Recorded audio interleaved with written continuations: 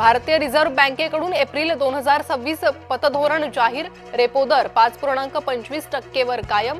दरामध्ये कोणतीही कपात नाही. गृहकर्ज आणि वाहन कर्जांचे ईएमआय तूर्त जैसे थेच. युद्ध थांबलं. शेअर बाजारात उसळी. सेन्सेक्स 2500 पेक्षा जास्त अंकांनी वधारला, तर निफ्टीमध्येही 750 पेक्षा जास्त अंकांची वाढ. समृद्धी महामार्ग कंत्राटदाराला मनसेनं चोपलं. समृद्धीवर आपत्कालीन सेवा, रोड मेंटेनन्स, पिण्याचे पाणी यांचा अभाव. बैठकीत कंत्राटदारानं उडवाउडवीची उत्तरं दिल्यानं मारहाण. एसटीचा प्रवास महागला. 15 एप्रिल पासून भाडेवाढ. तिकीट दरात 10% हंगामी वाढ करण्याचा निर्णय. लांब पल्ल्याचा प्रवास 90 ते 100 रुपयांनी महागणार. आज दिल्ली समोर गुजरातचं आव्हान. विजयासाठी शुभमन अक्षर सेना भिडणार.